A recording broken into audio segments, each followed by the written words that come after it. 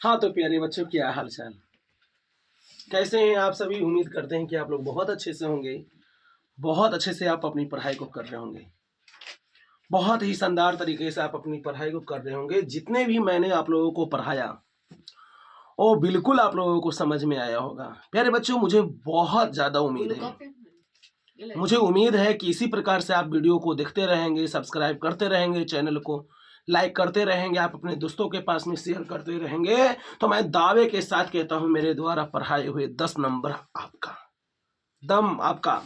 प्यारे बच्चों, मैं आपको क्लास 10th वास्तविक संख्या का पार्ट नंबर में 4 लेकर आया हूं। ठीक है ना, part number 4 class 10th Bihar board. आज डेट कितना है, 5/1/2026 को मैं ये वीडियो बना रहा हूं।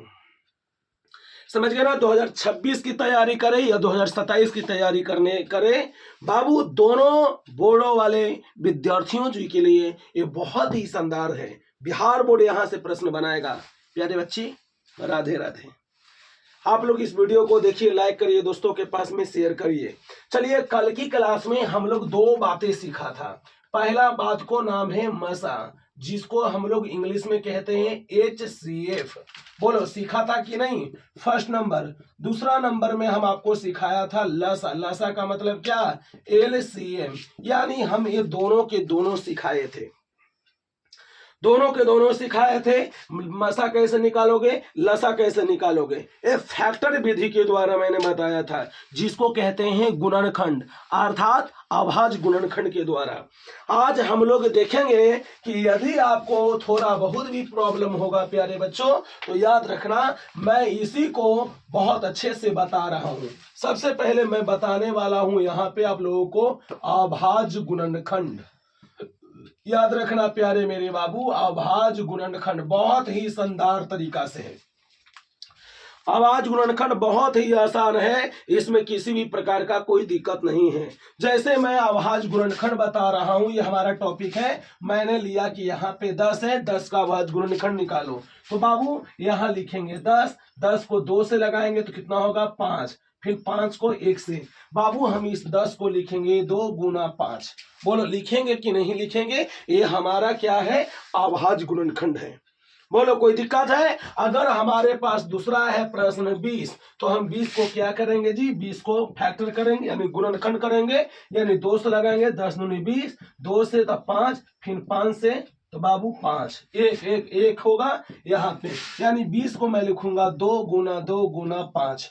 बाबू इसी को मैं लिख सकता हूँ 2 कै बार, तो 2 बार है, तो 2 के पावर 2 गुना 5, ये हमारा राइट आंसर हो गया। समझ गए, यानी बहुत ही शानदार है। अब जैसे मैं आपको तीसरा एग्जांपल दे रहा हूं बाबू, जिसका नाम है 144। तो 144 को यदि आप फैक्टर करते हो तो कैसे करोगे बताओ। 144 लिखा, 144 को कितना से लगाओगे, 2 से, तो 14 दूनी 7 दूनी 14 और 2 दूनी 4 यानी 72। फिर 2 तो 3 दूनी 6, एक इसको देगा तो 12, 6 दूनी 12।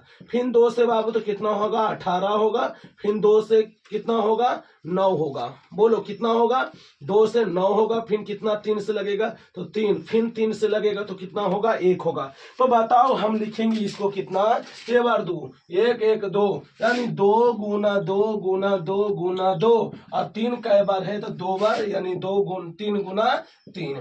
बोलो कोई दिक्कत, यानी 2 ऐसे लिख सकते हैं, 2 कै बार है, 4 बार, तो 2 के पावर 4 गुना 3 कै बार, तो 2, 3 के पावर 2, ये हमारा आंसर। बोलो, ये आपको समझ में आया कि नहीं आया। यानी इसी को कहते हैं फैक्टर, जिसको कहते हैं अभाज्य गुणनखंड। बिहार बोर्ड में एकदम प्रश्न बहुत ही शानदार तरीके से प्यारे बच्चों पूछेगा। बोलो, यहां तक अगर किसी बच्चे को दिक्कत है तो मुझे बताओ, दिक्कत है। चलिए, मुझे पूरा विश्वास है कि आपको दिक्कत नहीं होने देंगे। समझ गया ना। तो अब मैं बता रहा हूं, फिर से मैं आपको दे रहा हूं, आप एकदम ध्यान से समझना। बहुत आसान है बाबू, आसान है, केवल बहुत ध्यान से आप केवल देखते जाओ। मैथ तो आपका चुटकियों में बजेगा। मैं मैथ का अस्पताल बना दूंगा, चीर फाड़ कर दूंगा, मैथ से तुम्हें डर नहीं लगने दूंगा। समझ गए ना बाबू, याद रखना, इतना मैं दम गारंटी के साथ कह रहा हूं। बोलो, यहां तक कोई दिक्कत है। बोलो दिक्कत है बाबू? दिक्कत रहेगा तो कमेंट जरूर करना, ठीक है। अब चलो मैं बता रहा हूं क्या। अब हमारे पास 50 है और 50 का फैक्टर करना है, तो सबसे पहले मैं 50 लिखूंगा, 50 के 2 से लगाऊंगा तो 25 दूनी 50, फिर 5 से लगाएंगे तो 5 25, फिर 5 से लगाएंगे तो 1, यानी मैं लिखूंगा 2 गुना 5 गुना 5। तो बाबू 2 10 के 10 गुना 5 कै बार 2 बार, 5 की पावर 2 आंसर। इसी को कहते हैं क्या? अभाज्य गुणनखंड। बोलो समझ में आया कि नहीं? एकदम ईमानदारी से बोलना, समझ में आ रहा है कि नहीं? अब मान के चलो ये तो हमारे पास जो भी मैथ रहे, अब मैं आपको 100 का दे रहा हूं कि 100 का फैक्टर करो, तो यहाँ पे लिखो 100, 100 लिखो, 2 से लगाओ तो बोलो 50 दूनी 100, फिर 2 से 25, फिर 5 से कितना होगा 5 25, फिर 5 से 1, बाबू 2 5 5, यानी 2 गुना 2 गुना 5 गुना 5, बाबू 2 के स्क्वायर गुना 5 के स्क्वायर आंसर। बोलो कोई दिक्कत? 2 क्या बार है? 2 बार, इसलिए स्क्वायर। 5 के बार है 2 बार, 5 के स्क्वायर, ये हमारा राइट आंसर होगा। इसी को हम कहते हैं अभाज्य गुणनखंड। समझ में आया? यानी अभाज्य गुणनखंड समझ में आ गया। चलो प्यारे बच्चों, बहुत ही लाजवाब है, बहुत ही लाजवाब, बहुत ही शानदार है बाबू, समझ गए?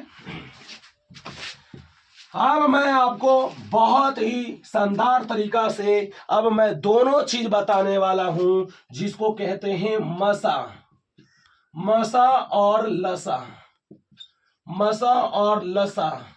कल की क्लास में मैंने बताया था HCF एंड LCM, यानी इसी को हमने बोला था कि अगले क्लास में मैं बताऊंगा, और ये हमारा क्लास आज का क्लास आ गया।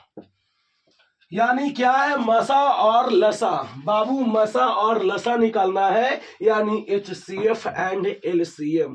बहुत ही इजी है, बहुत ही इजी है प्यारे बच्चों, बहुत ही इजी है, इसमें किसी भी प्रकार का कोई दिक्कत नहीं है। और जो ये हम मसा और लसा निकालेंगे, यानी HCF एंड LCM, इसको हम अभाज्य गुणनखंड के द्वारा निकालेंगे, अभाज्य गुणनखंड के द्वारा निकालेंगे। मैं पहला चीज दे रहा हूं 18 और क्या दे रहा हूं बाबू? 18 और 30, 18 और 30 का बाबू अभाज्य गुणनखंड निकालना है, समझ गया ना बाबू? तो सबसे पहले हम क्या करेंगे, यानी बाबू HCF 18 और 30 का, फिर क्या करेंगे LCM कितना 18 और 30 का, समझ गए ना? ये दोनों को करना है। सबसे पहले हम 18 को फैक्टर करेंगे, तो 2 से लगाएंगे तो 9 दूनी 18, 2 3 से लगेगा तो 3 3 9, फिर 3 से लगेगा 1, यानी कहने का मतलब 18 को क्या कहेंगे बाबू? 18 को लिखेंगे 2 गुना 2 गुना 3 गुना 3, ठीक है। और फिर 30 है तो 30 को क्या लिखेंगे? 2 से लिखेंगे 15, और फिर कितना से लगाएंगे? 3 से, तो 5 15, यानी 5 से 1 लगेगा, तो इसको क्या लिखेंगे? 2 गुना 3 गुना 5। बोलो कोई दिक्कत? दिक्कत है तो तुम मेरे को बताओ रे बाबू, दिक्कत है? अब एक में शामिल 2 है, 2 यहो है, तो ये हमारा 2 हो गया, गुना 3 शामिल है तो 3 एकरों में है तो 3 शामिल हो गए, तो यानी ये 3 दूनी 6 हमारा क्या हो जाएगा? HCF हो जाएगा, ठीक है। और बाकी याद रखना, जो संख्या बार बार रिपीट किया गया, तो बार बार रिपीट कितना किया गया है? 3। बाबू मैंने यहाँ 2 लिखूंगा, 3 लिखूंगा, और कितना लिखूंगा? 5। बोलो 3 दूनी 6, 5 गुना करोगे, 3 दूनी 6 5 6 5 30, यानी 30 है हमारा राइट आंसर, समझ में आया? यानी ये हमारा राइट आंसर हो गया। बोलो कोई दिक्कत है? दिक्कत है तो बताना, जल्दी जल्दी बताना। अब ध्यान देना है, मैं अब आपको, ये तो हमारा हो गया जी, अभी हम आपको बहुत सिखाएंगे, अभी टेंशन क्यों ले रहे हो? बहुत ही शानदार तरीके से रहेगा, केवल खाली अभी आप देखते जाओ, देखते जाओ दोनों। देखो यहां से जो मैं देने वाला हूं वो दम VBI है, दम VBI है परीक्षा हॉल के लिए, ये VBI है। आप अपने दोस्तों के पास में कह दो कि VBI आप क्वेश्चन बताने वाले हैं, समझिए ना बाबू? तो लिखा रहेगा 2 क्रम, पहला 2 क्रमगत, 2 क्रमगत, 2 क्रमगत प्राकृत संख्या, प्राकृत संख्या का मसा, प्राकृत संख्या का मसा, यानी इसका मसा बताओ कितना होता है।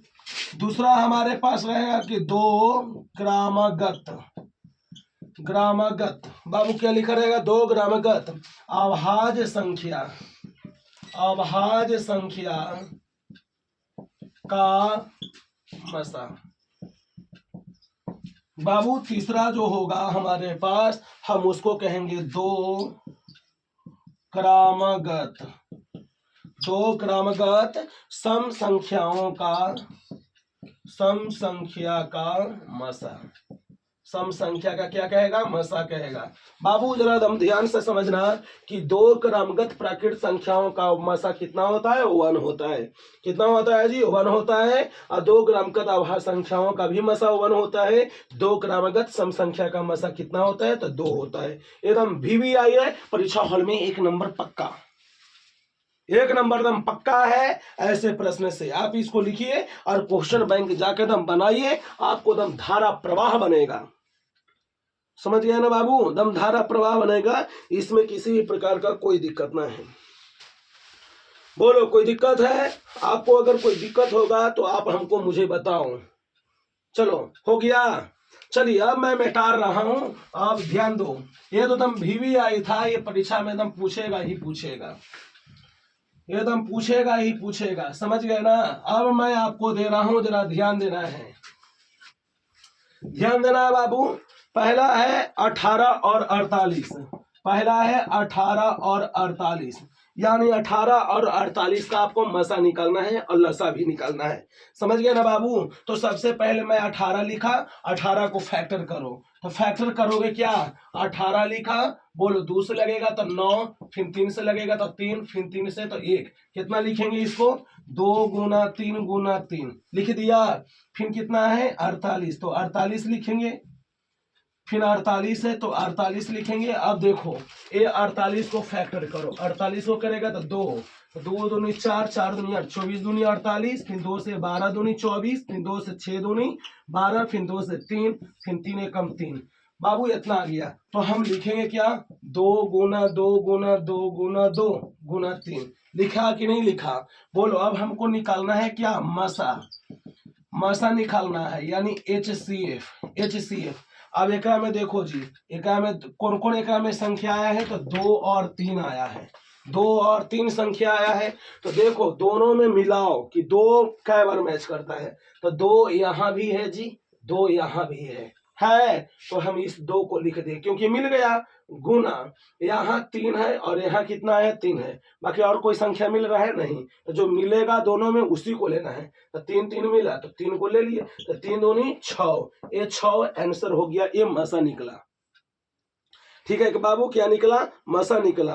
अब हम लोग देखेंगे लसा, लसा देखेंगे, तो लसा को कहते हैं क्या, LCM।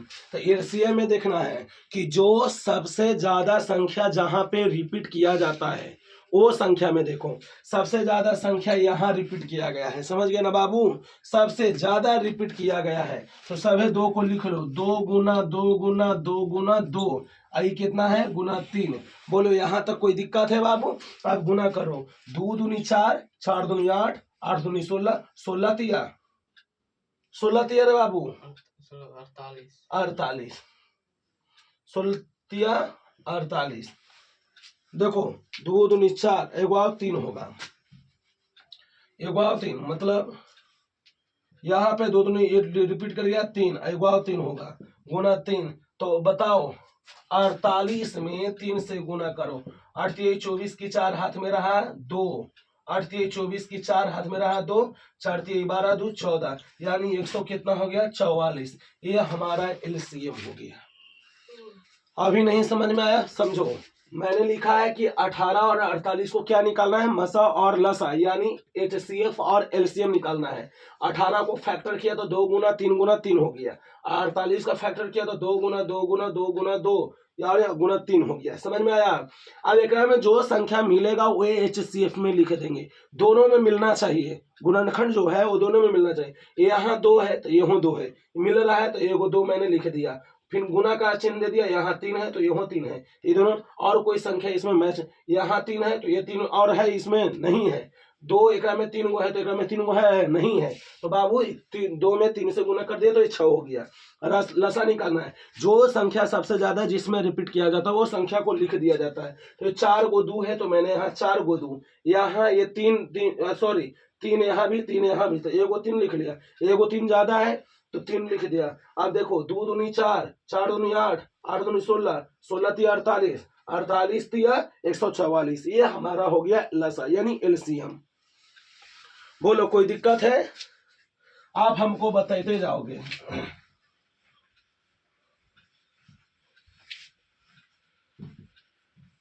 समझ में आ रहा है? अब देखो और मैं दे रहा हूं, टेंशन ना लो। अभी लसा मसा आपको समझना है।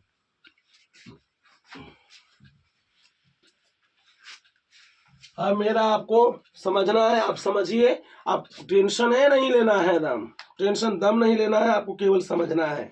समझ गए ना बाबू?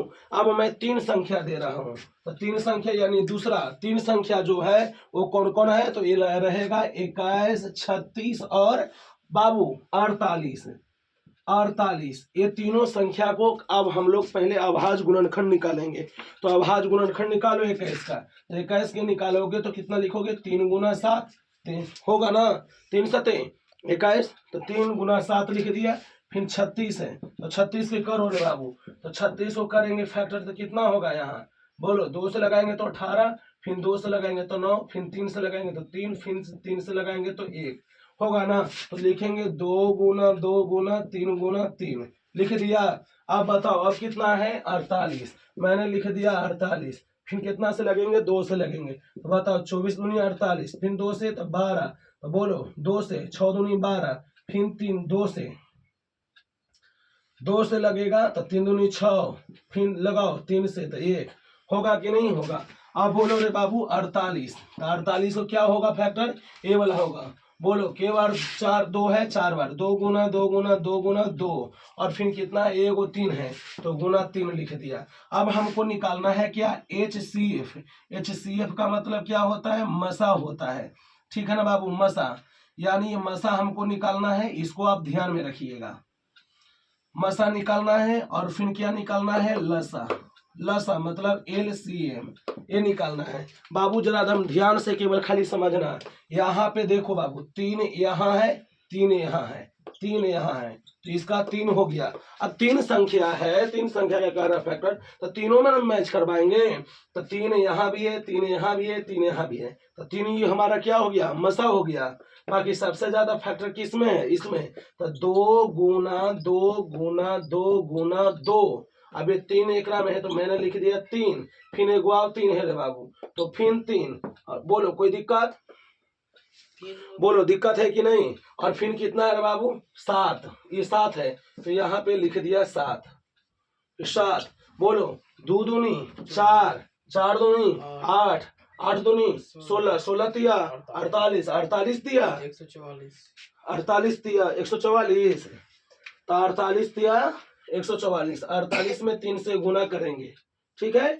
फिर बोलो यह 21 में 7 21, तो 21 में गुना, तो 8 यहाँ 10 के 10, फिर यहाँ 4 10 के 10, 8 दूनी 16 की 6 हाथ में रहा 1, 2 दूनी 4 दूनी 8 है 1 9। बोलो 8 6 4 10 की 0 यानी 9 1 10। बाबू 1008, 1008 आएगा आंसर। ये आपका हो गया कुछ लघुत्तम हो गया। बोलो कोई दिक्कत है? दिक्कत रहेगा तो आप हमको केवल बताओगे। समझ में आया? नहीं समझ में आएगा वीडियो को बार बार देखने का प्रयास करो। एकदम मैं आपको चैलेंज के साथ कहता हूं कि आपको मसला समझ में आ जाएगा। बोलो कोई दिक्कत है? हो गया। चलिए देखो 2 संख्या रहेगा तो 2 संख्या का मसा और लसा निकालेंगे, दोनों को फैक्टर करते थे। बाकी अब यहाँ पे 3 संख्या तो तीनों संख्या का फैक्टर करेंगे। समझ में आ रहा है कि नहीं आ रहा है? चलिए अब मैं आपको यहाँ बता रहा हूँ, ध्यान देना है, ध्यान देना है, समझना बाबू, समझने का प्रयास करो, आपको पूरा समझ में आ जाएगा। समझ में आया कि नहीं आया? दिक्कत रहेगा तो आप हमको बोलोगे। अभी देखो आपके पास तीसरा मैथ रहेगा और कहेगा कि मसा लसा ये सब निकालना है। रहेगा क्या बाबू 26, 91 और रहेगा बाबू आपके पास 520 और कहेगा कि ये तीनों संख्या का निकालना है क्या, लसा निकालना है और यह मसा निकालना है। तो सबसे पहले हम लोग क्या देखेंगे, यहाँ लिखल है 26 तो मैंने 26 यहाँ लिख दिया, फिर है 91 तो 91 लिख दिया, फिर कितना है 520 तो मैंने 520 लिख दिया। अब देखो रे बाबू ये 26 है तो 26 का फैक्टर करो तो 2 से लगाएंगे तो 13 यानी इसका फैक्टर होगा 2 गुना 13। बोलो कोई दिक्कत है। अब 91 है तो 91 लिखेंगे तो 91 का कितना लगेगा, 91 कितना से लगेगा बोलो, तो ये 7 से लगेगा तो यहाँ 13 आएगा तो 13 सते 91 यानी 7 गुना कितना हो जाएगा 13 हो जाएगा।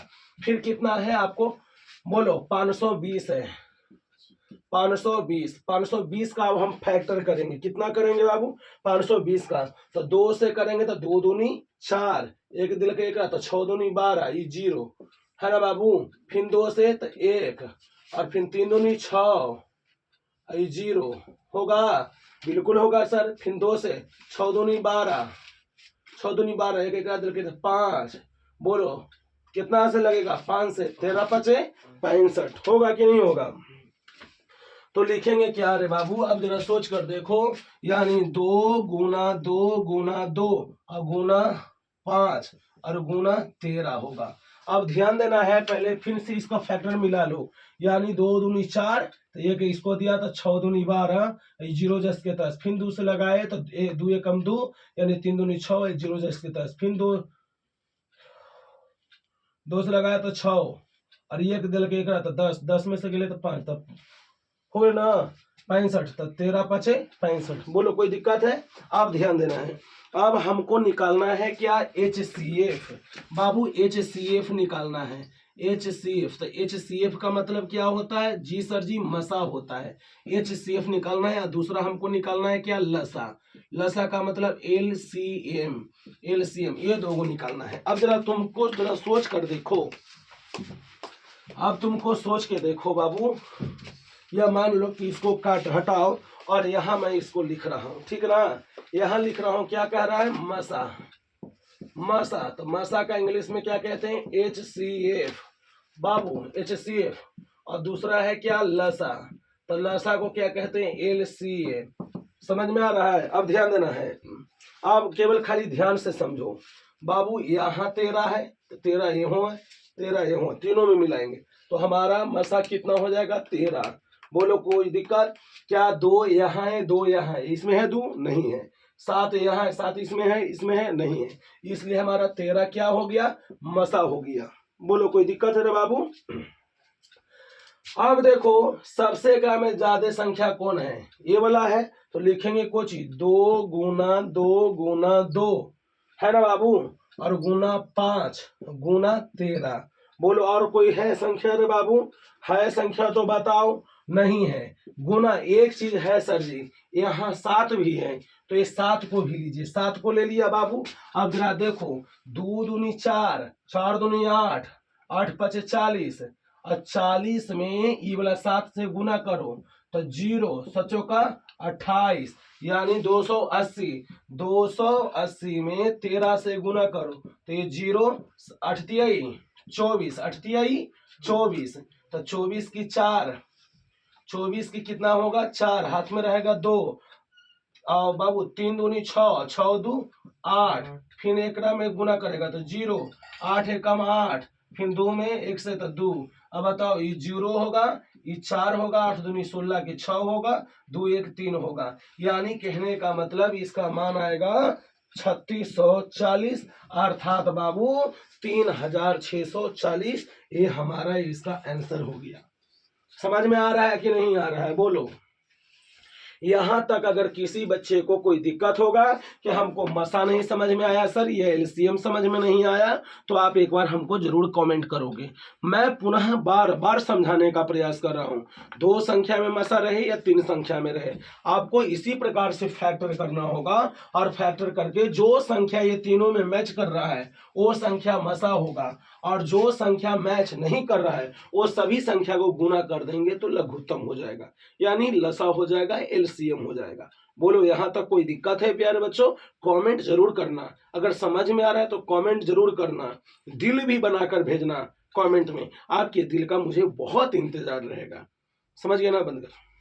हाँ, तो आपने जैसा देखा था, अभी मैंने आपको लसा और मसा दोनों बताया। आप प्यारे बच्चे, मैं आपको सिद्ध करने वाले कुछ मैथ दे रहा हूँ, जैसे आपको परीक्षा में हमेशा पूछेगा। क्या पूछेगा जी? मैं वो आपको क्वेश्चन पहले लिख देता हूँ, उसके बाद मैं समझाऊंगा। समझ गए ना? यानी आपका प्रश्न आएगा, याद रखना, प्रश्न आएगा क्या? 3 नंबर में आएगा, दम भी आए, सिद्ध कीजिए कि, या सिद्ध करें कि, बाबू सिद्ध करें कि √5 एक अपरिमेय संख्या है। बोलो आएगा कि नहीं आएगा? तो अपरिमेय संख्या है, यानी आपको किसी भी कीमत में सिद्ध करने के लिए देगा। सिद्ध करें कि √5 एक अपरिमेय संख्या है, ये आपको सिद्ध करने के लिए देगा, यानी 5 नंबर में देगा बाबू। आप इस मैथ को बनाओगे तो 5 नंबर भी आई है। समझ में आ गया? जैसे यहाँ पे √5 दे दे, या √2 दे दे, √3 दे दे, √7 दे दे, √11 दे दे, या √13 दे दे, ये अगर मैथ को मैं बना दूंगा तो ये आपका HW रहेगा। समझ गए ना? यानी जैसे ये मैं बनाऊंगा वैसे ये वाला तुमको घर से बना के लाना है। बोलो बाबू, बनाओगे? यदि हाँ बनाओगे तैयार हो तो आप यस गुरुजी लिख के कमेंट करो। चलो जल्दी से मैं बता रहा हूं। सबसे पहले आपको मानना होगा, तो मैंने माना बाबू, सबसे पहले मानना होगा कि माना। जैसे अगर आप प्रमेय संख्या दे रहा है तो आपको गलत मानना होगा, आप प्रमेय संख्या दे है तो प्रमेय संख्या मानना होगा। समझ में आया? यानी इस प्रकार से आपको बनाना होगा, और फिर लास्ट में आपको सिद्ध कर देना है। तो मैंने लिखा कि माना कि √5 एक परमेय संख्या है। मैंने माना कि √5 एक कौन संख्या है? तो परमेय संख्या है, परमेय संख्या है। जहां बाबू जहां परमेय संख्या है, इतना लिख लिया। फिर मैंने लिखा कि √5 परमेय संख्या कौन होता है? जो P/Q के रूप में होता है कि नहीं होता है? जहां लिखेंगे कि जहां PQ एक पूर्णांक संख्या है।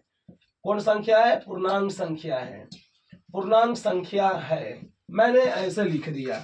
आप ये वाला लिख भी सकते हो अथवा नहीं लिख सकते हो। समझ गए ना? आप लिख भी सकते हो या ना भी लिख सकते हो। समझ गए ना बाबू? इस प्रकार से आपको मैथ है। बोलो कोई दिक्कत? इसके बाद आपको बनाना होगा, क्या बनाना है? फिर लिखेंगे कि दोनों तरफ वर्ग करने पर,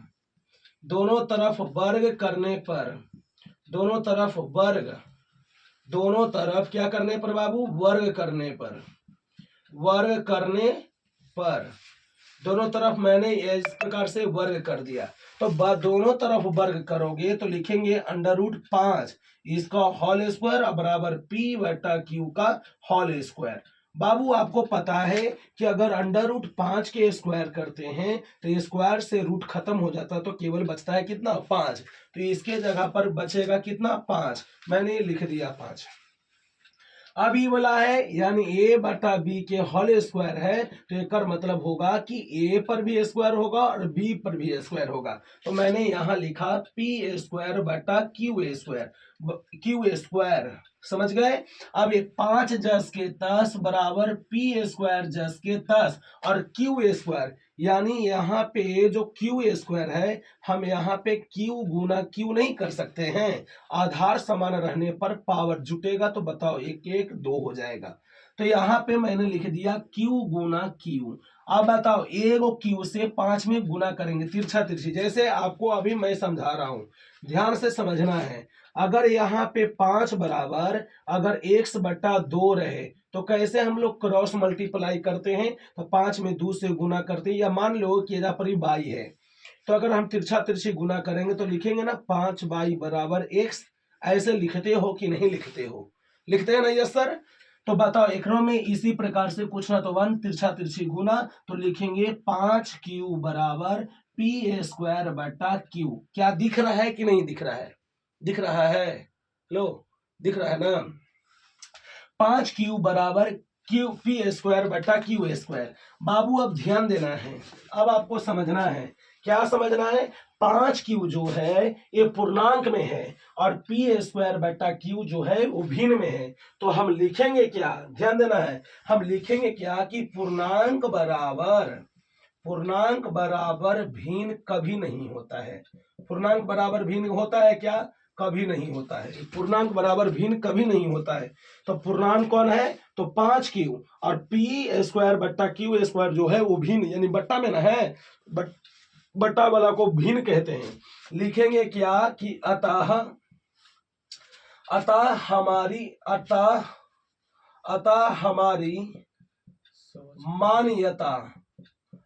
हमारी मान्यता गलत है। हमारी मान्यता गलत है। क्यों गलत है जी? तो क्योंकि हमारी मान्यता गलत है, क्योंकि 5q एक क्या है रे बाबू? पूर्णांक है। 5q एक क्या है? पूर्णांक है।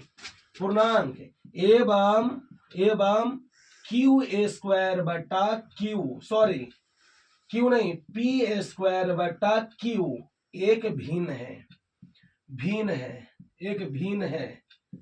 है।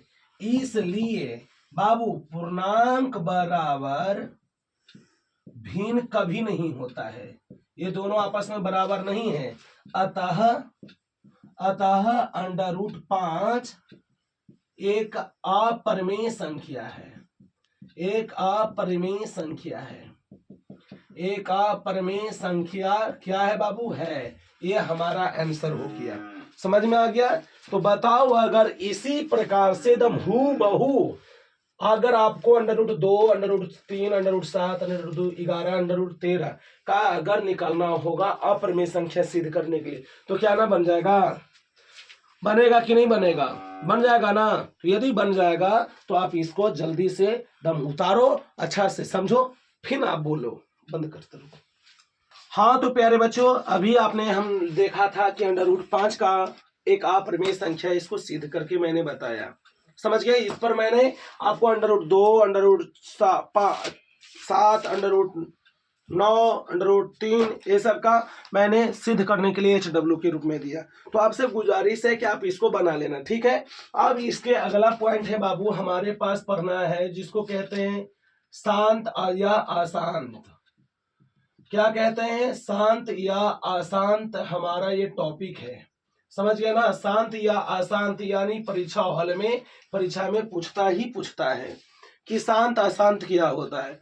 प्यारे बाबू, शांत का जो यहाँ फॉर्मूला होता है वो मैं लिख रहा हूँ। क्या लिखा होता है सर जी? तो P बटा 2 के पावर m गुना 5 के पावर n, यानी जो ऐसा होता है वो हमेशा आपका क्या होता है बाबू? शांत होता है। शांत का ये पहला फॉर्मूला है। दूसरा फॉर्मूला क्या होता है? P बटा 2 के पावर m, ये दूसरा फॉर्मूला। तीसरा फॉर्मूला P बटा 5 के पावर n, यानी ये आपका तीनों के तीनों शांत होता है।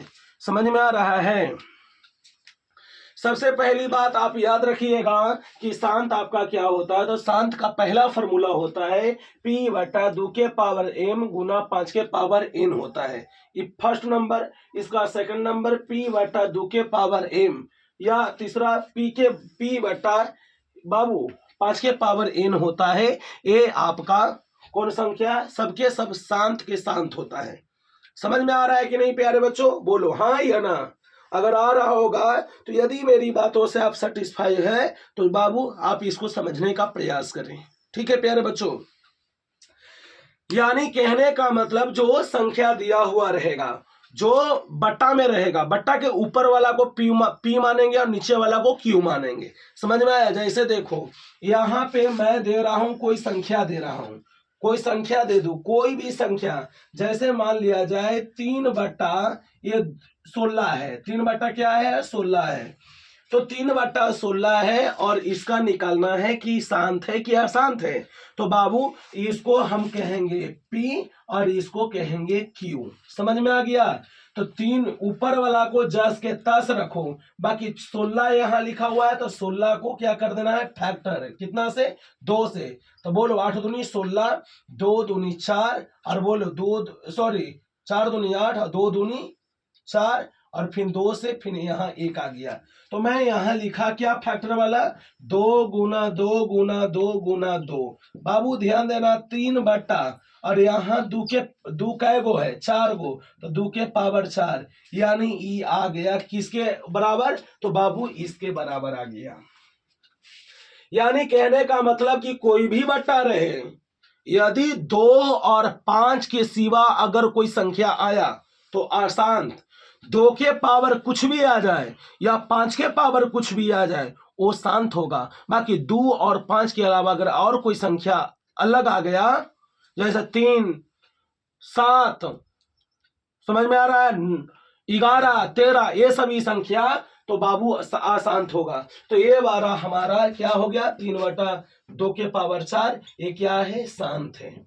समझ गए? इसका हम लोग दूसरा मैथ समझेंगे। दूसरा मैथ हम आपको दे रहा हूं प्यारे बाबू, बहुत ही इजी, बहुत ही लाजवाब। समझ में आया कि नहीं आया? बहुत ही इजी रहेगा। जैसे बाबू 2 बटा मैं दे रहा हूं 100, 8/100। तो बताओ यहाँ पे 100 का फैक्टर करो, तो बोलो 2 से लगाएंगे तो कितना होगा? 50 होगा। 2 से तो 25, फिर कितना? 5 से तो 5, फिर 5 से तो 1। यानी मैं लिखूंगा 8 10 के 10/100 है तो 2 गुना 2 गुना 5 गुना 5। बाबू ध्यान से समझना, 8 10 के 10/2 के बार तो 2 के पावर 2 और गुना 5 के बार 5 के पावर 2। ये हमारा ये क्या हो गया? शांत किया शांत। तो जी सर जी शांत हो गया। समझ में आ गया?